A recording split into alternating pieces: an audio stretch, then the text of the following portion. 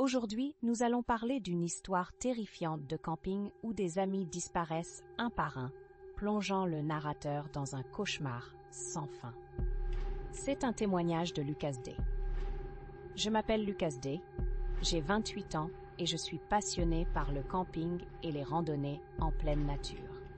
Bien que j'ai toujours pensé que passer la nuit sous les étoiles était l'une des meilleures choses de la vie, mon dernier voyage s'est transformé en un véritable cauchemar. C'était au début de l'été 2022, nous avions décidé de nous rassembler, mes amis et moi, pour un week-end de camping dans la forêt d'Argonne, un endroit que nous avions choisi parce qu'il était éloigné de tout, et bien connu pour ses paysages pittoresques. Ce camping était seulement à quelques heures de Paris, mais il semblait être un monde à part, un endroit où nous pouvions nous déconnecter de la technologie et profiter de la nature. Nous étions 5 au total. Max, mon meilleur ami d'enfance, Clara, la copine de Max, Julia et Théo, un couple d'amis de la fac, et moi. Nous sommes arrivés au camping en milieu d'après-midi et avons monté nos tentes près d'un petit lac. L'endroit était magnifique, la lumière du soleil se reflétait sur l'eau et le chant des oiseaux était apaisant. Nous avons passé la première soirée à faire un barbecue, à rire et à raconter des histoires. Tout semblait parfait, jusqu'à ce que le crépuscule s'installe, apportant avec lui une atmosphère étrange, presque palpable. La première nuit, alors que nous étions assis autour du feu, Max a décidé de raconter une histoire sur les légendes qui circulaient autour de cette forêt, des histoires de disparitions inexplicables. Au fur et à mesure qu'il parlait, la lumière dansait sur ses traits, et je pouvais voir l'angoisse grandir sur le visage de Clara. Elle nous a dit de ne pas prêter attention aux histoires, mais je pouvais voir qu'elle avait peur. Nous avons ri pour détendre l'atmosphère. Mais je sentais une tension, un frisson qui parcourait ma colonne vertébrale. La nuit suivante, après une belle journée de randonnée, nous avons décidé de nous coucher tôt. Je me suis endormie rapidement, mais quelque chose m'a réveillée dans la nuit. C'était un bruit, un craquement, comme si quelque chose se déplaçait dans les bois. J'ai jeté un coup d'œil à ma montre, il était 2 heures du matin. Intrigué et un peu inquiet, je suis sortie de ma tente pour vérifier. C'est alors que j'ai remarqué que la tente de Max était vide. C'était la première fois que j'avais l'impression que ces personnes balayant la zone autour, et je pouvais entendre des chuchotements. J'ai appelé son nom, mais tout ce que j'ai reçu en retour, c'était un silence glaçant. J'ai alors décidé d'alerter les autres.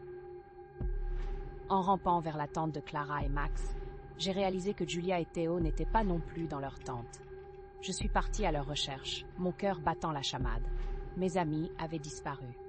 J'étais seule, en pleine forêt, avec seulement le bruit du vent comme témoin de cette nuit terrifiante. Après avoir tourné un moment, je les ai finalement trouvés au bord du lac, tous les 4 se tenant la main, comme s'ils étaient sous l'emprise de quelque chose. Quand je les ai appelés, ils se sont retournés lentement, leur regard vide, comme s'ils ne m'avaient pas reconnu.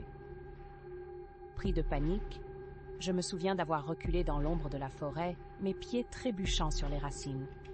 Soudain, Théo a brisé le silence en hurlant. C'était un cri horrible, comme s'il ressentait une douleur inimaginable.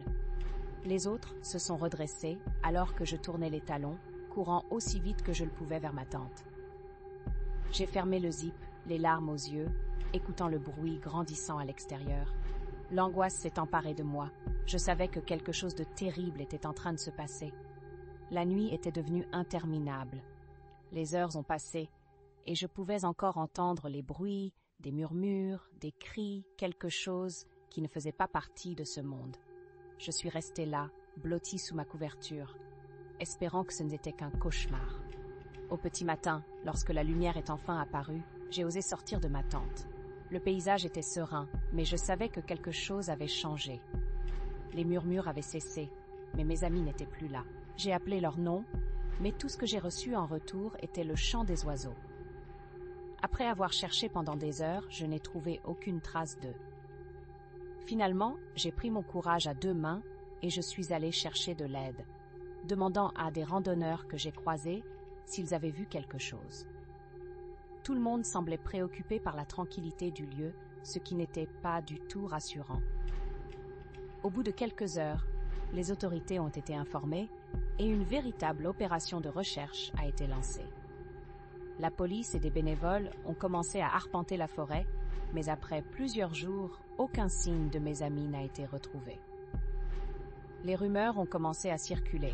Certains disaient avoir vu une silhouette sombre errer dans les bois, d'autres parlaient d'une présence d'un esprit protecteur de la forêt, mais aussi d'un esprit malveillant. Finalement, je suis rentrée seule à Paris, hantée par la peur et le doute.